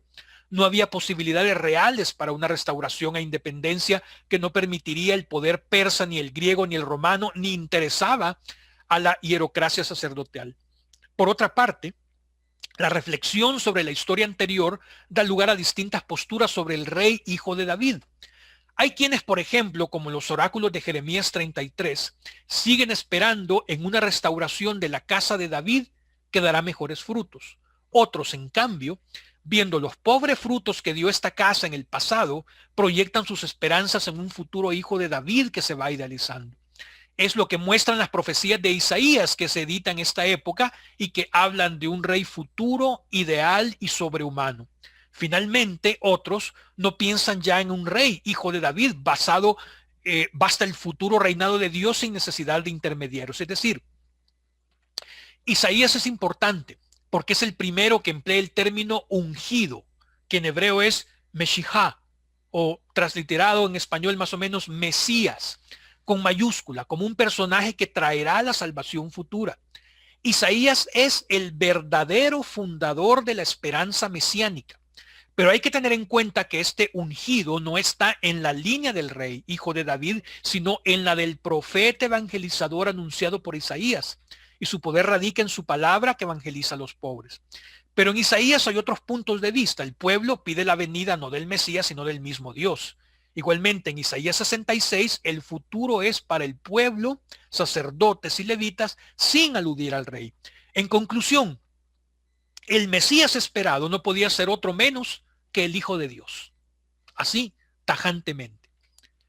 Y es precisamente en este marco de efervescencia mesiánica que aparece la figura más importante, a juicio de este humilde servidor de ustedes, del texto bíblico. Aparece Jesús, el Mesías, el personaje central explícito del Nuevo Testamento y el personaje central implícito de todo el texto bíblico, canónico y deuterocanónico también. extracanónico, pseudoepigráfico. En cualquier literatura de la época aparece el Mesías. Y este Mesías, un grupo de israelitas lo identifican en la persona de Jesús. Si bien es cierto, el recorrido que hemos hecho hasta este momento del antiguo pacto, que comienza sus relatos quizás mucho antes, de una manera inmedible, del año 4000 antes de Cristo, hasta cerca del 539 antes de Cristo y un poco más, teniendo una cobertura desde un tiempo desconocida hasta hace 3500 años. Y el nuevo pacto solo nos cuenta sucesos desde el año 4 antes de Cristo hasta el 90 después de Cristo y un poco más, es decir, una cobertura de apenas 100 años. Estos últimos 100 años de narrativa bíblica son la conclusión definitiva de todo este largo derrotero que hemos estado estudiando. ¿Qué nos dicen de Jesús? Lo que nosotros conocemos como evangelios canónicos, ¿verdad? Dentro de los evangelios canónicos tenemos, por supuesto, a Marcos, Mateo y Lucas. Y Lucas es un evangelio en 2 tomos, ¿verdad? Lucas y los Hechos de los Apóstoles, porque sea quien sea el autor, es el mismo autor. Y tenemos un evangelio diferente, ¿verdad?, que es el evangelio según Juan, porque los sinópticos lo que hacen es que presentan las partes principales de un asunto de manera clara, rápida y resumida, mientras que Juan es mucho más teológicamente un tratado. Los Hechos de los Apóstoles, por otro lado, presenta de manera sintetizada los frutos producidos en los seguidores de Jesús posterior a su muerte, resurrección y ascensión al cielo. ¿Qué nos dice de Jesús Marcos? Bueno, este evangelio es escrito cerca del 71 después de Cristo, probablemente en Roma. El autor intenta hacer frente a la nueva situación religiosa del judeocristianismo generada tras la derrota de los judíos en la gran revuelta del 66 al 70. Estamos haciendo un análisis de lo que nos dicen los evangelios desde el estricto punto filológico, es decir, punto de vista filológico. Estamos siendo bien críticos. Jerusalén y el templo habían sido prácticamente borrados de la tierra. Los romanos no distinguían bien entre cristianos y judíos, pues para ellos no había más que diferencias sectarias de un mismo pensamiento religioso. Y ser judío era peligroso después de los trastornos causados al imperio por la gran revuelta de Bar Kokhba. La esperada venida de Jesús como Señor y Mesías aún no había tenido lugar. Dentro del panorama del cristianismo primitivo, componer un evangelio era algo novedoso, porque transformaba lo que eran unidades sueltas de tradición sobre Jesús en una especie de biografía. Este fue entonces el primer evangelio. Mateo, que fue escrito cerca del 80-90 después de Cristo, probablemente en Antioquía de Siria o en Damasco, aunque el autor es seguidor de la corriente paulina, como Marcos y Lucas en la interpretación de la muerte y resurrección de Jesús, su evangelio contiene también tradición petrina, es decir, de Pedro, como el absoluto respeto de la ley de Moisés. Jesús aparece en su escrito como defensor acérrimo del cumplimiento de esta norma como condición para la salvación. La comunidad judeocristiana en la que nace este evangelio es también distinta a la comunidad del primer evangelista. Sus preocupaciones y teologías son diferentes y la imagen misma de Jesús presenta otros colores y dimensiones. Para Mateo, el Mesías de Israel y del mundo, probado por sus hechos milagrosos y las profecías de la Escritura, es el nuevo intérprete absoluto de la ley y habla hoy no solo a la comunidad de Israel, sino que también al mundo. Lucas, que se escribe aproximadamente entre el 80 y 90 después de Cristo en algún lugar de Asia Menor o quizás en Grecia, representa un mundo diverso al de los otros 2 evangelistas sinópticos, aunque solo sea porque su obra no es un evangelio como los otros 2, sino que tiene 2 tomos o 2 partes. La segunda, que es inseparable de la primera, son los Hechos de los Apóstoles. Y para Mateo el pasado de Jesús se hacía presente por medio del cumplimiento de las profecías de la Escritura y por la observancia de la ley interpretada por Jesús, para Lucas el tiempo de Jesús es de verdad algo pasado, distinto del tiempo de la iglesia que le ha tocado vivir. Esto significa que Lucas tiene una nueva concepción de la historia. Las diferencias se deben a que las dos partes de la obra tratan de personajes distintos y para dibujarlos el autor usa fuentes distintas. Esta obra doble fue dividida luego por un simple motivo externo, probablemente, aunque muy poderoso, su notable extensión. Lucas, Hechos, no caben en un rollo único de papiro o pergamino, pero sí caben cómodamente en dos. Lucas se muestra con más claridad aún que Mateo, insatisfecho con los escritos evangélicos anteriores, y pretende escribir su versión propia, ofreciendo una narración ordenada que presupone una investigación personal. La narración se basa en las noticias transmitidas desde el principio por testigos oculares y servidores de la palabra, es decir, por testigos visuales y compiladores de tradiciones de la primera y segunda generación respectivamente. El evangelista vive pues más tarde en una tercera generación de cristianos.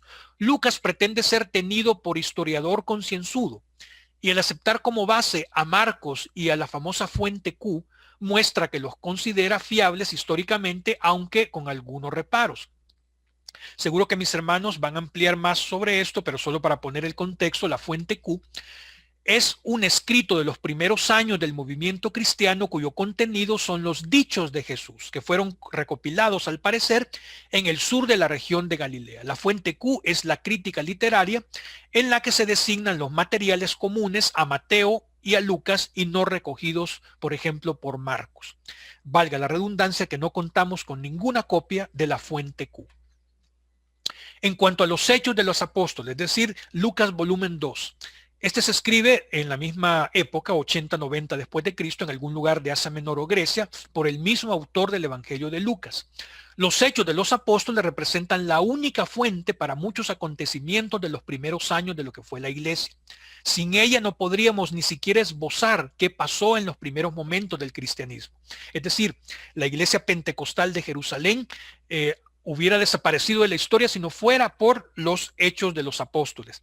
La fecha de composición es solo deducible indirectamente. Lucas Hechos es posterior al Evangelio de Marcos, al que utiliza probablemente anterior al Evangelio de Juan, que parece conocer el texto de Lucas, es decir, el Evangelio. Y desde luego, anterior a la Epístola de los Apóstoles, un apócrifo de mediados del siglo II que cita los Hechos.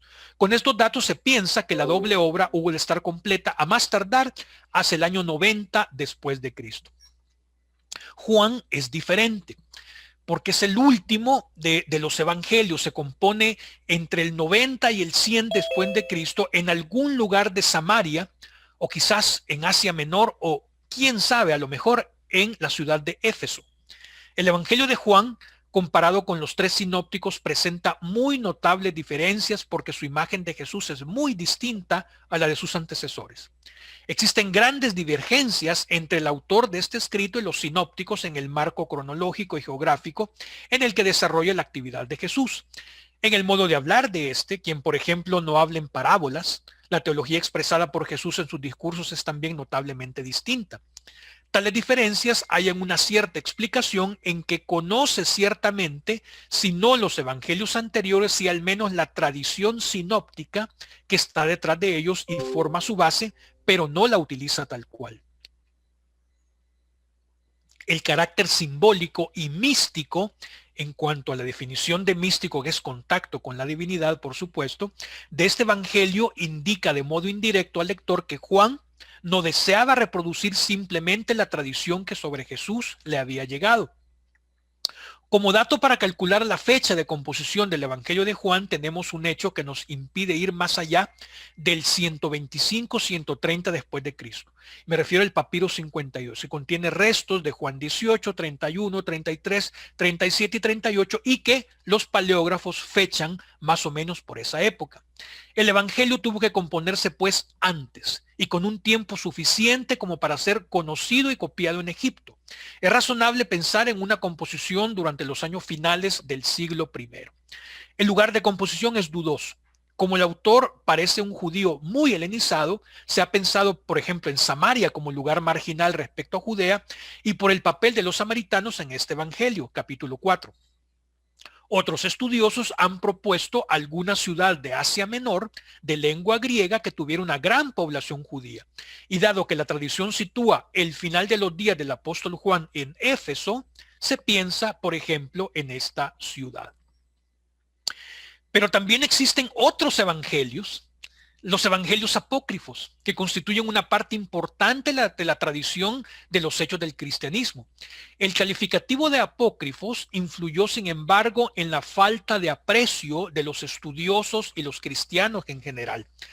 Al lado de los evangelios canónicos, los apócrifos aparecen como los que refieren leyendas y mitos frente a los canónicos que hablan de hechos y cosas reales. Esto no siempre es verdad, pues a veces, aunque ciertamente pocas veces, transmiten ciertas noticias y dichos de Jesús que pueden acercarse por lo menos al Jesús histórico.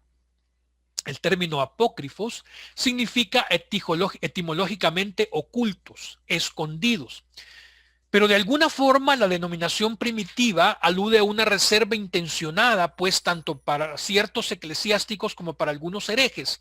Se trataría de obras solamente conocidas y utilizadas por un grupo privilegiado de iniciados.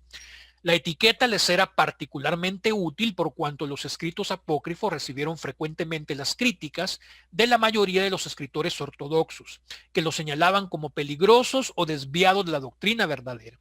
El significado actual de apócrifo ha variado de esta acepción primigenia y significa falso, rechazado por la ortodoxia, por supuesto, por lo que está dedicado especialmente a las obras que imitan los géneros literarios bíblicos, pero no han sido admitidos por la Iglesia en el canon de los libros inspirados.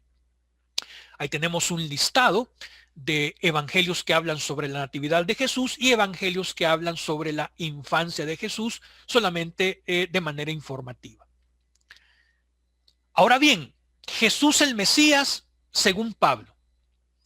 Jesús, según Pablo, es un proyecto teológico eminentemente mesiánico, ya que estaba centrado en la instauración del reino mesiánico, que en conformidad con el proyecto de Jesús significaba el camino para la implantación definitiva del reino de Dios sobre la totalidad de la tierra. Pablo explica concretamente la coherencia interna e histórica de su proyecto, cuestión decisiva para dilucidar la amplia problemática de los textos paulinos, tan discutida a lo largo de la historia de la investigación. En cuanto a la coherencia interna, ha sido planteada y discutida especialmente en el campo de la reflexión teológica paulina. Las variadas respuestas que se han propuesto han estado normalmente determinadas por esquemas e intereses ideológicos o dogmáticos previos de diverso tipo. Pero la teología paulina no se trata de disquisiciones más o menos profundas sobre Dios, Cristo, la Iglesia o el hombre. No fue la ideología, el horizonte y la perspectiva de la reflexión teológica de Pablo, como tampoco lo fue la del cristianismo antiguo, independientemente que se ponga como centro de ella la imagen de Dios, la cristología, la eclesiología o la antropología. Eso ha conducido a reconstrucciones ideológicas variopintas de diverso tipo, dogmático, soteriológico, místico, ético o social, según los gustos e intereses de los intérpretes. Pero el horizonte de la teología paulina fue más bien el del acontecimiento del reino mesiánico en cuanto mediador del reino de Dios.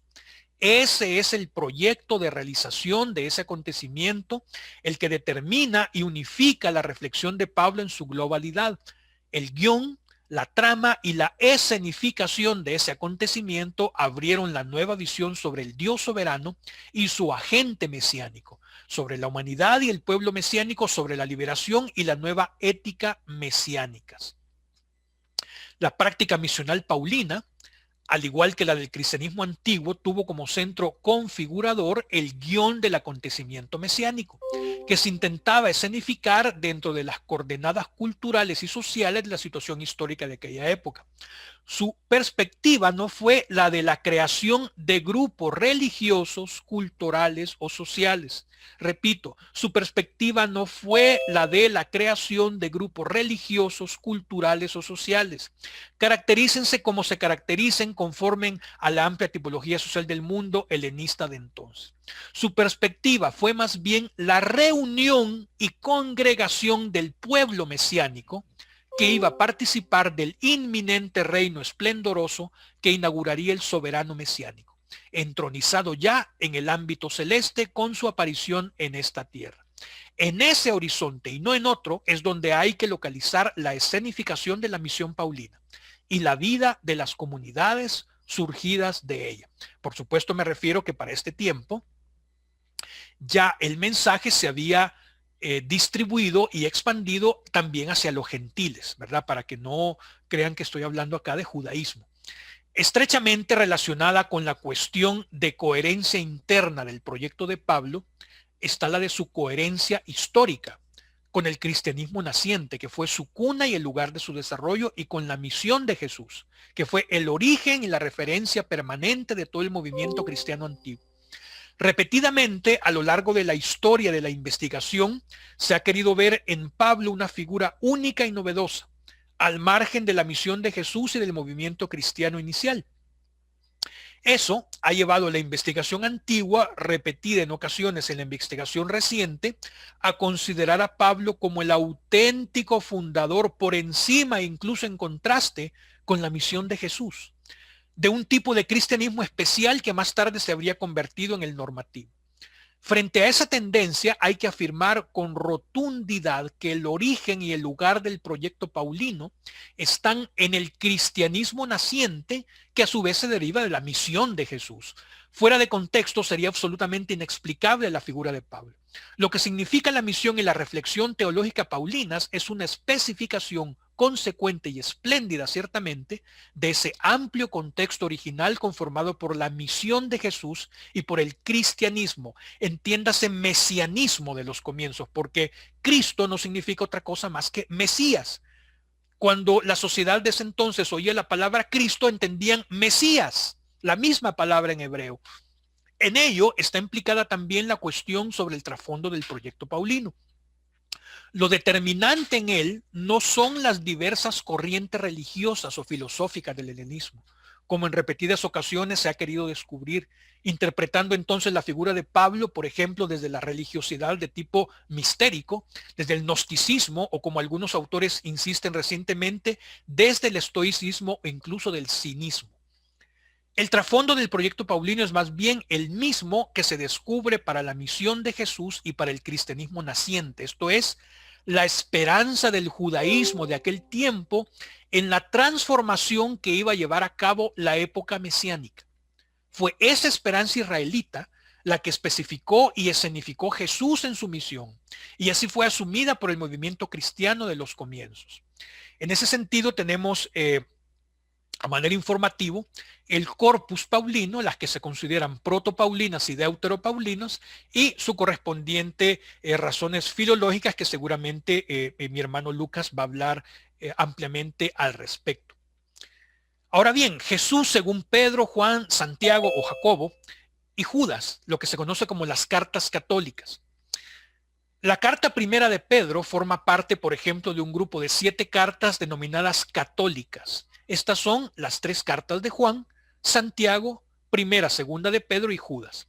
El calificativo de católicas es muy antiguo, quizás del siglo III después de Cristo, y no tiene nada que ver con la disputa entre protestantes y católicos de hoy en día. Su significado etimológico en griego es el de universal, es decir, cartas que están dirigidas universalmente, no a una etnia en particular. La Iglesia antigua pensó que dentro del canon, estas 7 cartas iban dirigidas a la Iglesia en su conjunto y no a comunidades o individuos particulares. En las antiguas listas del canon iban estos escritos detrás de los evangelios y los hechos, es decir, antes del corpus paulino, en la idea de que sus autores, apóstoles cercanos a Jesús, tenían más importancia que Pablo. Si examinamos más de cerca los destinatarios de estas 7 cartas denominadas universales o católicas, vemos que la segunda y tercera de Juan van dirigidas a comunidades muy concretas. Igualmente, primera de Pedro, propiamente católicas, serían solo las 4 restantes, pero muchos investigadores piensan que el grupo de cartas católicas habría que añadir las pastorales, pues a pesar de pertenecer al corpus paulino, tienen una atmósfera teológica más parecida a las cartas de Judas y primera y segunda de Pedro. Por esta razón se estudian a veces en un bloque común caracterizado por lo que llaman el catolicismo naciente o protocatolicismo, es decir, textos que muestran rasgos que caracterizarán más tarde la Iglesia Católica por oposición a las confesiones protestantes. En el análisis de cada una de ellas, vamos a más o menos tratar de ser lo más breve posible. Primera de Pedro tiene estructura de carta, pero en realidad es un tratado o a lo mejor una homilía, porque la expresión como niño recién nacido se entiende bien como alusión a una homilía bautismal o a los recién convertidos. En cuanto a su teología, expresa que hemos sido salvados por el sacrificio de Cristo. Estos pasajes son muy importantes. Por primera vez aparece en la teología cristiana una equiparación completa de Jesús con ese siervo misterioso de Yahvé. Según Santiago, es decir, Jacobo, que mediados del siglo I antes de Cristo, escrito en un lugar desconocido, la epístola de Santiago es la manifestación clara de la división principal de los seguidores de Jesús entre judeocristianos y paulinistas. Esta epístola tuvo muchas dificultades para ser admitida en el canon de escritura del Nuevo Testamento. Todavía a principios del siglo IV, el historiador de la iglesia Eusebio de Cesarea la calificaba entre las dudosos. Incluso en el 1522, Martín Lutero la denominó epístola de paja, por contraposición a epístola de oro, es decir, una obra sin valor. La arrinconó al final de su traducción del Nuevo Testamento y de buena gana lo hubiera eliminado del canon. Todo el conjunto de la epístola forma como una especie de tratado de moral cristiana y general, ¿verdad? El autor no es original en cuanto a la tradición literaria de la que es deudora su obra, sino que toma material primero de la tradición judía, en especial de la corriente sapiencial que se muestra sobre todo en los últimos estratos del Antiguo Testamento, sabiduría, eclesiástico y proverbios, y ve de la tradición de máximas morales del helenismo en general, como lo demuestran los paralelos sobre el amor a la paz y a la concordia, el dominio de la lengua, etc. Y por último, por supuesto, la tradición cristiana. Con el nombre de cartas juaninas, ¿verdad? Se designan 3 breves cartas del Nuevo Testamento, primera, segunda y tercera de Juan, cuyo vocabulario, estilo y contenido muestran notables parecidos, sobre todo la primera con la del Evangelio de Juan. Sin embargo, cuando se analizan con detenimiento estos escritos, aparecen diferencias en conceptos teológicos e incluso en el vocabulario entre ellas. Todos los autores, sin embargo, parecen estar dentro de una misma escuela de pensamiento designada como escuela joánica.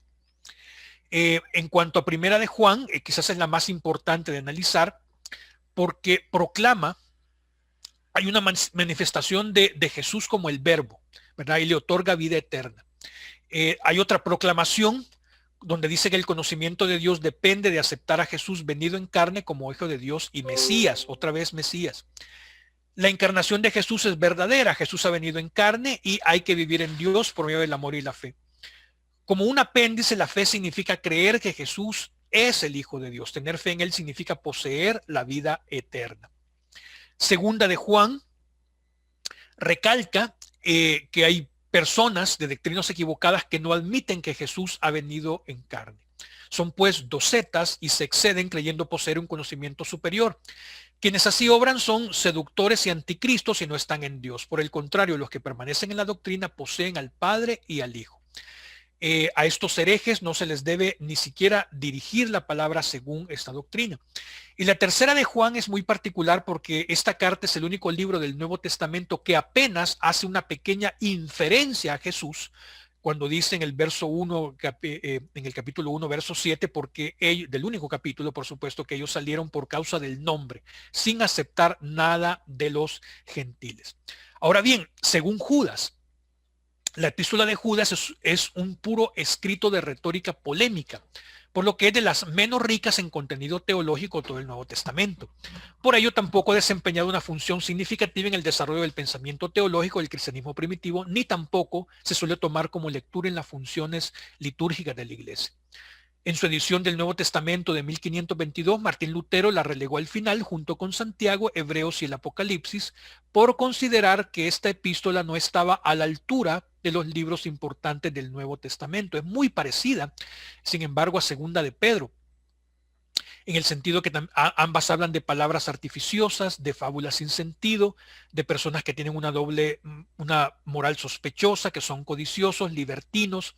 Específicamente se refieren, tomando en conjunto estas críticas, da la impresión de que los falsos maestros o herejes de los dos epístolas son cristianos gnósticos, incipientes o al menos de tendencias gnósticas. Y por fin llegamos al último libro del Nuevo Testamento, donde, a diferencia de los demás libros que componen el Nuevo Testamento, los cuales hablan, describen y cuentan los sucesos acerca de Jesús, en Apocalipsis es Jesús mismo el que habla y revela el cumplimiento de todas las promesas y profecías de la ley, los profetas, los salmos, los evangelios y las epístolas. Además, este libro implementa tipos y completa las enseñanzas de los escritores anteriores. Sería la consumación de la revelación de Dios y el cumplimiento de la palabra de Dios. Sin esa parte, la Biblia sería un libro sin fin y muchos de los problemas que surgen en otros libros también permanecerían sin resolver. El problema surge al abordar el estudio del último libro de la Biblia sin conocer el trasfondo del corpus bíblico completo, ¿verdad?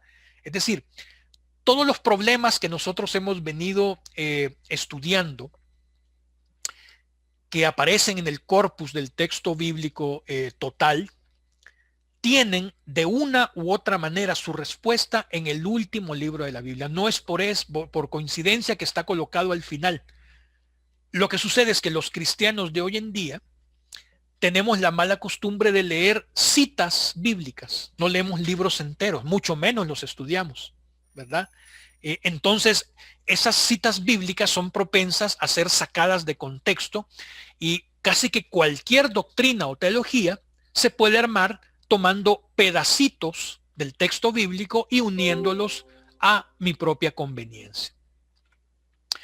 Para finalizar, solamente quiero terminar con unas breves conclusiones de todo lo que ha sido esta maratónica exposición, por la cual agradezco su paciencia y su constancia.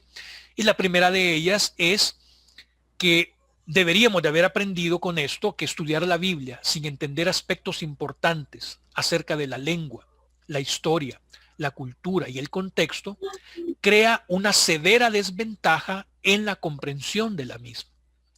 Segundo, el texto bíblico, me refiero al canon actual, fue escrito por hebreos palestinienses y por hebreos helénicos de la diáspora, y por lo tanto está impregnado de cultura oriental hebrea.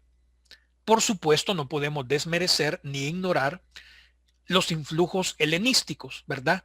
Pero como hemos aprendido, las mejores interpretaciones del nuevo pacto viene cuando hacemos una regresión hacia sus equivalentes hebreos. Existen muchos otros libros escritos principalmente en el periodo intertestamentario, es decir, el Segundo Templo, que aportan datos importantísimos para entender el trasfondo de la Biblia, y algunos deberían, y de hecho en algunas iglesias lo están, como la iglesia copta de Etiopía, pertenecer al canon oficial. La dicotomía sistemática, lo digo esto como una ironía, entre el antiguo y nuevo pacto es de carácter artificial, creada por estudiosos dogmáticos que no toman en cuenta aspectos esenciales del contexto y de la coyuntura bíblica. Y para finalizar, existe una figura que le da unidad al texto bíblico desde el Génesis hasta el Apocalipsis. Esa figura, por supuesto, es Jesús, manifestado en el antiguo pacto en diversas teofanías, y como Jesús el Mesías en el nuevo pacto. Con esto finalizo, y de verdad que yo agradezco muchísimo su paciencia y constancia, pero creo que no hay manera de resumir 6.000 años de historia, ¿verdad? No hay manera de hacerlo brevemente, sino que hay que entender todo esto, y estoy seguro que todo lo que van a ampliar y profundizar mis apreciados hermanos de la escuela va a servir para apuntalar de aquí en adelante a cualquiera que quiera emprender un estudio serio y académico, ¿verdad? Pero sin perder de vista la fe, ¿verdad?, del texto bíblico. Muy agradecido con ustedes. Muchas gracias. Muchas gracias, hermano Raúl. Gracias a todos también. Creo que ha sido una lección densa, pero es un recorrido panorámico, histórico, que necesitamos para abordar otros temas de la escritura.